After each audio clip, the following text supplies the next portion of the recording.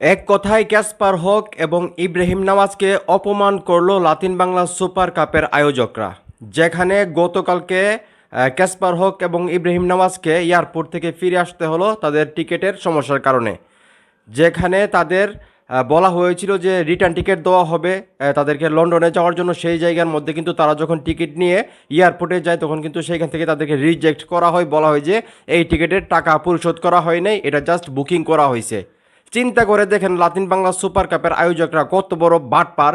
তারা প্রবাসী ফুটবলারদের সঙ্গে এরকম একটা জঘন্য কাজ করতে পারলো। শুধু ক্যাসপার হোক বা ইব্রাহিম নওয়াজ না, আর্জেন্টিনা, ব্রাজিল এবং বিদেশুক চাকমা সহ আরও যারা প্রবাসী ফুটবলার ছিল সবার সঙ্গে কিন্তু এই কাজটা করা হয়েছে। এবং ফাইনাল খবর পাওয়া পর্যন্ত ক্যাসপার হক এবং ইব্রাহিম নওয়াজ নিজের পকেটের টাকা দিয়ে তারা তাদের দেশে গেছে। চিন্তা করে দেখছেন, চিন্তা করে দেখেন তাদেরকে। আমি একটা জিনিস চিন্তা করে পাইতেছি না, এখানে আসলে আমাদের যে বাংলাদেশ ফুটবল ফেডারেশন আছে তাদের ভূমিকাটা কী ছিল। কারণ ক্যাসপার হক বা ইব্রাহিম নওয়াজ বা বিদুষক চাকমার মতো যারা বাংলাদেশে খেলতে আসছে, তার তো অবশ্যই বাংলাদেশ ফুটবল ফেডারেশনের অনুমতি নিয়ে আসছে, বা ফুটবল ফেডারেশন তাদেরকে অনুমতি না দিলে কখনোই তারা এই টুর্নামেন্ট খেলতে আসতো না, আমি যেটা মনে করি। সেই জায়গা থেকে তাদের ভূমিকাটা কী ছিল আমার আসলে জানা নেই। এবং লাতিন বাংলা সুপার কাপের আয়োজকরা যেই কাজটা করছে, যে অপমানটা করছে ক্যাসপার হক এবং ইব্রাহিম নওয়াজকে, এটা আসলে আমি মনে করি তার বিরুদ্ধে অ্যাকশন নেওয়া অতীব জরুরি। কারণ প্রবাসী ফুটবলাররা বাংলাদেশের হয়ে খেলতে এসেছে, সেই জায়গা থেকে যদি তাদেরকে আসলে নিজের টাকা দিয়ে টিকিট কেটে আসলে আবার নিজের বাড়িতে যেতে হয় যেখানে তারা থাকে, তো এই জিনিসটা এর চাইতে লজ্জার আর কি আছে আপনারা বলেন।